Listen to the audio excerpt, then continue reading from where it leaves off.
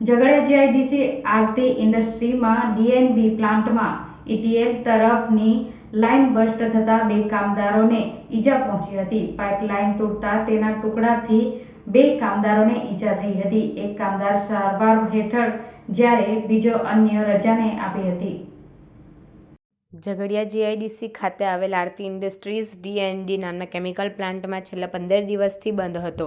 જે પ્લાન્ટમાં આજરોજ સવારે પ્લાન્ટ ડાઇનાઇટ્રોબેન્ઝીન યુક્ત પાણીને ઈટીએલ પ્લાન્ટમાં લઈ જતી પાઇપલાઇન અચાનક બસ્ટ થઈ જતાં તેના ટુકડા ઉડતા ત્યાં સફાઈ કરી રહેલા એક સફાઈ કામદાર અને અન્ય એક કામદારને ઈજા પહોંચી હતી, જેને સારવાર અર્થે કંપની દ્વારા ત્વરિત અસરથી ખાનગી હોસ્પિટલમાં ખસેડવામાં આવ્યા હતા। ઘટના પગલે કંપની મેનેજમેન્ટ દોડતું થયું હતું, તો ઘટનાની જાણ ફેક્ટરી ઇન્સ્પેક્ટર કચેરી ખાતે થતાં તેમના દ્વારા પણ સ્થળ તપાસ કરવામાં આવી હતી। ઔદ્યોગિક સલામતી અને સ્વાસ્થ્યની કચેરીના ફેક્ટરી ઇન્સ્પેક્ટર આશુતોષ મેરાએ જણાવ્યું હતું કે લાઇન બ્લાસ્ટ નહીં પણ બસ્ટ થઈ હતી, જેને લઈ 2 કામદારોને ઈજા થઈ હતી। ઘટનામાં હાલ તપાસ ચાલી રહી છે। અત્રે ઉલ્લેખનીય છે કે કંપનીઓમાં છાશવાડે સર્જાતી દુર્ઘટનામાં કામદારોની સુરક્ષા સામે સવાલ ઊભા થાય છે।